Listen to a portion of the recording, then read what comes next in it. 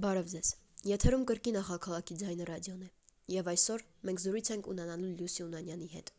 Այն մասին, թե ինչպես է ախալքալաքում բացվել Քոֆիքս սրճարանը։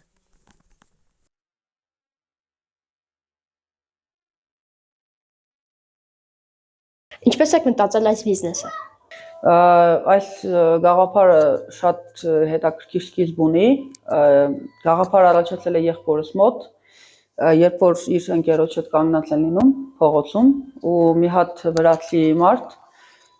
ամեն դուրը թակելով ասում է սուրճ ունեք ու երբ որ տեսնում է որ չկա, ճարահատյալ ասում է էլի չքաղաք է ու հեռանում է։ Իսկ իմ եղբայրը շատ պատրիոտ մարդ է ու որոշում է որ ինչի մեր տվյալ քաղաքում այդ նման գաղափարը չպիտի լինի ու երբ որ ես եկա Երևանից ախալքալակ, քանի որ ինքը գիտեր որ իմ հետ կարելի է նմանատիպ գործեր ձեռնարկել, որոշեց գաղափարը ասեցի ինչու ոչ կարող ենք կազմակերպել սկզբնական փուլում շատ լուրջ ձախողումների հետ առաջացավ, որովհետև սկզբնական ամենակարևորագույն մասը նման գործի մեջ դա տարածքի բացակայությունն էր, քանի որ պետք է ճիշտ լոկացիա ընտրել նմանատիպ վայրերի համար, դե մենք փորձ չունենք, չգիտենք, մենք ուղղակի, այսպես ասած, այդ գաղափարով վարված մարդիկ էինք, ովքեր որ ուզում են այդ ամեն ինչ կազմակերպեին, ճիշտ է շատ դժվարություններով, վախով եւ այլն, բայց ասեցինք պետք է փորձենք։ Եվ սկզբնական շրջանում, երբ որ ուզում էին գտնել տարածք, սկզբի տարածքը չստացվեց եւ ուղղակի այդ ժամանակ եղբայրը զանգեց, ասեց լույս կարողա չանենք, էսի նշանավոր չպետքա ձեռնարկվի այս ամեն ինչը, ասեցի չէ, սա նշանա, որ մենք պետք է այս ամեն ինչ կազմակերպենք, անենք ու շատ վստահ ու հստակ։ Եկա տվյալ տարածքը տեսա, բավականին շատ ծավալի աշխատանք պետք է կատարվեր եւ ասեցինք որ պետք է կազմակերպենք ու մեր մոտ էլ շատ մյուս բիզնեսի տեսանկյունից ծանր շրջաններ, լիքը նկարահանումներ եւ այլն, գնում ենք նկարահանման, գալիս էինք տվյալ տարածքը վերանորոգելու ու մի հատ հետաքրքիր պատմություն կա այս ամեն ինչի հետ կապված, մենք մի հատ ընդհանուր ընկեր ունենք եւ այդ մեր ընկերը ասեց երբ եք բացելու, ասեցինք հունիսի 1-ով պետք է բացենք, ասեց դուք կյանքում տենց չեք կարողանալու անեք այդ ամեն ինչը ու գրած ենք եկել, ասեց չեք կարողանա բացեք ու ամենահետաքրքիրը այն էր, որ մայիսի 30-ին շատ ծանր վիճակում ենք, ես էլ աղբես էլ հոգնած եւ այլն, նայեցինք իրար դեմքի, շատ չնչին բաներ էին մնացել, բայց ասեցինք էլ գնանք տուն, էլի, ուզում ենք ճոխ բացում անել եւ այլն, բայց չկարողացանք կազմակերպել, բայց հունիսի 1-ով ամեն դեպքում մենք այս տվյալ տարածքը բացեցինք։ Ճիշտն ասած այդքան մեծ ակնկալիքներ չունեինք, որ մարդիկ կլինեն եւ այլն, որովհետեւ նոր բիզնես է, նոր գաղափար է եւ այլն, բայց ես անգամ հիշում եմ մեր առաջի հաճախորդին, երբ որ ինքը ներս մտավ,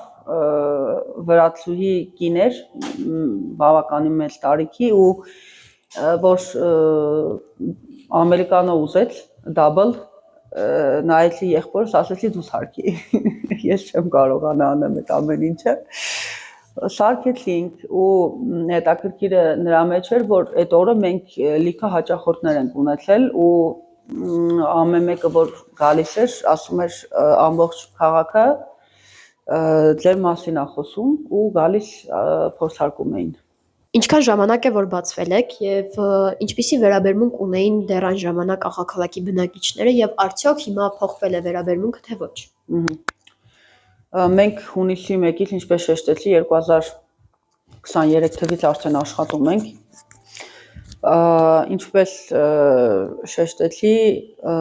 սկզբնական շրջանում մեր համար էլ էր բարդ, որովհետեւ ես ունեի իմ ներքին համոզմունքները եւ կարծրատիպերը ախալքալակի հետ կապված, քանի որ մեր ժամանակահատվածում, երբ որ ես դեռ դպրոցական տարիքում էի գտնվում ու հետագայում արդեն 18 տարեկանից հետո գնացել եմ արդեն ուսման, մեր ժամանակահատվածում աղջիկները մեծամասամբ ժամը 6-ից հետո դուրս չէին կարողանում գալ տնից։ Ու երբ որ մենք որոշեցինք այս ամեն ինչը ձեռնարկել, իմ մոտ շատ լուրջ դիլեմա էր առաջացել այդ երևույթի հետ կապված, քանի որ ես շատ լուրջ խնդիր էի տեսնում հենց աղջիկների համար ու իմ հիմնական նպատակը նա էր, որ այստեղ ես այնպիսի մթնոլորտ ստեղծեմ, իմ վախերը դրա մեջ են գտնվում, քանի որ որպես այդպիսի կաֆե սրճարան հասկացողություն ախալքալաքում չկար ու հիմնականում խնդիրը նրանում էր, որ նմանատիպ օբյեկտները դառնում էին տղաների այսպես ասած նստելու վայր ու աղջիկները հիմնականում չէին մուտք գործում նման տեղեր եւ ես շատ լուրջ վախեր ունեի այդ ամեն ինչի հետ կապված, քանի որ գիտեի մեր մենտալիտետի հետ կապված եւ իմ առաջի այդպես ասած խնդիրը նպատակը նա էր, որ տվյալ ժամանակահատվածում երկուսից ավել է արդեն մենք աշխատում ենք եւ օբյեկտը գործում է իմ հիմնական նպատակը հենց նա էր, որ աղջիկները նրանք կարողանային գալ հաճախել, հանգիստ մտնել տվյալ վայր, նրանց համար միջավայրը լինի բավականին հաճելի, հասանելի, ու ինչպես նաև մենք շատ լավ տեղեկացված ենք, որ ծնողները, եղբայրները եւ մնացածը նույնպես շատ մեծ ազդեցություն ունեն մեր կանանց աղջիկների վրա եւ ես պետք է փոխեի նման կարծրատիպը, տվյալ մենտալիտետը, որ կաֆե մտնելը ամոթ է, այդ ամոթ հասկացողության հետ ես երևի թե պայքարել եմ ու պայքարելու եմ մինչև վերջ, իսկ այն ժամանակահատվածում ես մտածում էի, որ դա շատ բարդ է լինելու, ճիշտ է բարդություններ բավականին լուրջ մակարդակի լինում էին, բայց ես փորձեցի այդ ամեն ինչը հաղթահարել, նույնիսկ իմ օրինակի վրա ասեմ, որովհետև ես աշխատում եմ աղջիկ եւ ունեմ սրճարան եւ դա հասարակության որոշակի տեսանկյունից մի քիչ այն չէր դիտվում, ինչեւ մարդիկ չէին մտնում եւ չէին հասկանում, թե ինչ միջավայր մթնոլորտ եւ ինչպիսին եմ ես որպես անձ։ Նման բարդություններ շատ են եղել, բայց ես շատ գոհ եմ, որ անգամ ի սկզբանե, որ մենք այս ամեն ինչը կազմակերպել ձեռնարկել էինք, մարդիկ դրական արձագանք էին տալիս այս ամեն ինչին ու ասում էին, որ ով ինչ լավ է, մեր քաղաքում կա նմանատիպ տեղ, որտեղ որ մարդիկ կարող են էլեմենտար սուրճ խմել։ Իհարկե 2 տարիների ընթացքում շատ բաներ են ձևափոխվել սրճարանի հետ կապված, պոզիցիաները մենյուի, ինչպես նաև արդեն մենք անցնում ենք ավելի պրոֆեսիոնալ մակարդակի, ինչպես տեխնիկայի, այնպես էլ սպասարկման հետ կապված, ինչպես նաև հետագայում արդեն պետք է աշխատենք մենյուի ձևավորման հետ կապված եւ այժմ շատ լավ ու ընտիր տենդենս եմ տեսնում քաղաքում արդեն սուրճի կուլտուրան ձևավորվում է, որովհետև մեր ժամանակահատվածում, երբ որ մենք բացում էինք այս ամեն ինչը, ամոթ հասկացողություն կար բաժակով դուրսը սուրճ խմելու եւ քայլելու, ինչպես նաեւ հրաշերին է վերաբերվում, բայց տվյալ արդեն ժամանակահատվածում կան այլ ոլորտներ, բիզնեսներ, մենք ունենք այլ օբյեկտներ, որտեղ որ նույնատիպ ծառայություններ են մատուցում ինչ-որ մենք եւ դա ինձ շատ լուրջ մակարդակի գոհացնում է, որովհետեւ մենք նրանց հետ միասին ձևավորում ենք սուրճի կուլտուրան ախալքալաքում։ Ինչպիսի ծրագրերի եք մասնակցել։ Ես ի սկզբանե մասնակցել եմ Mercy Corps-ի project ծրագրին, ճիշտ ասած,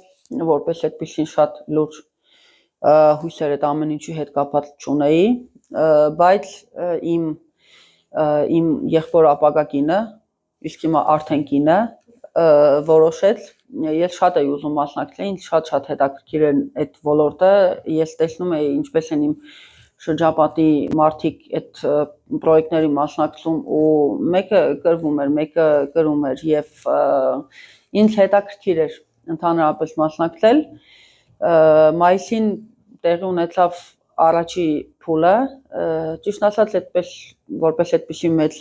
հույսեր նման ծրագրերի հետ կապած չունեի, բայց ամեն դեպքում ես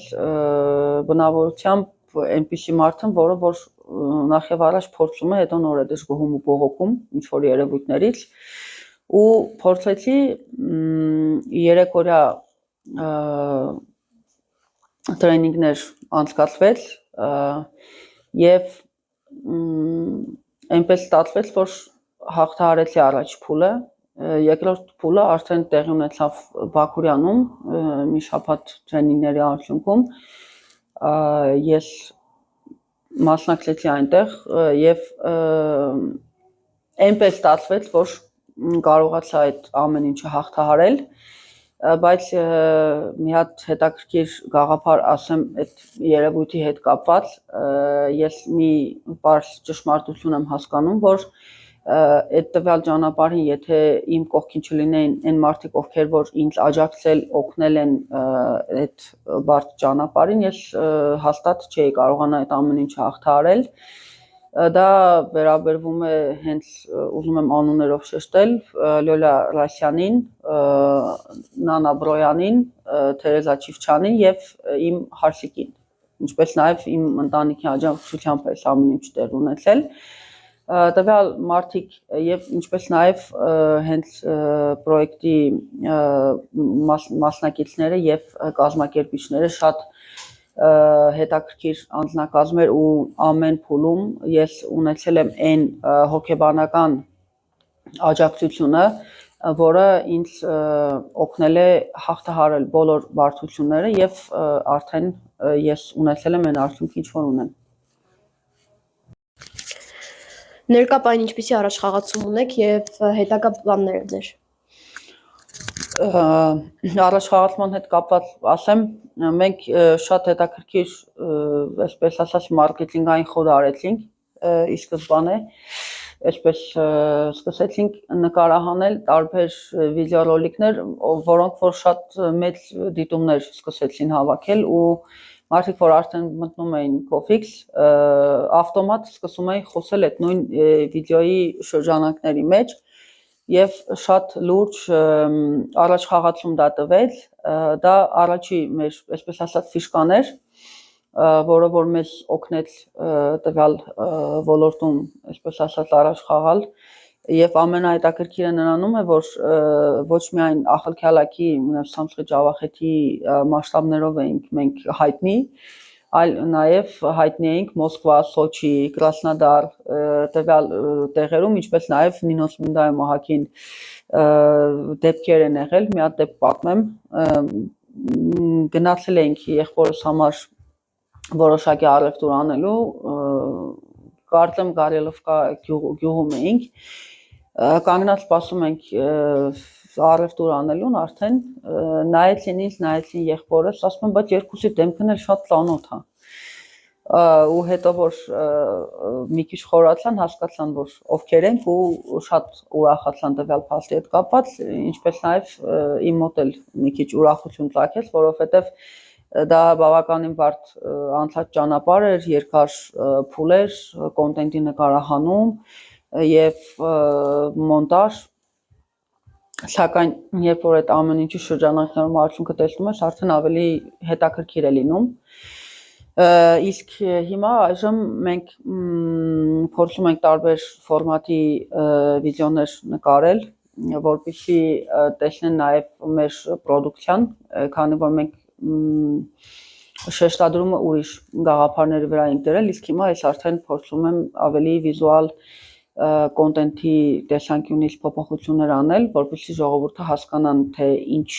ինչի հետ են իրանք առնչություն ունենալու եւ արդեն շատ լուրջ մոտեցում ու պատկերացում ունենան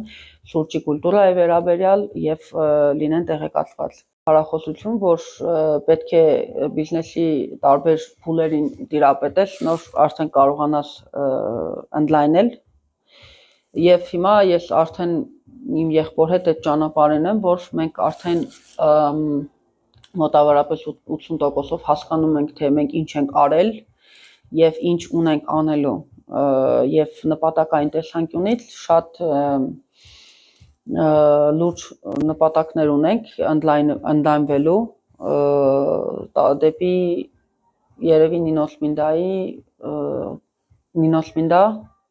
Ասպինդա, Ախալցիխե եւ մնացած քաղաքներով։ Ինչպես նաեւ Ախալքալաքի մասշտաբով ենք ուզում մի քիչ հատացնենք։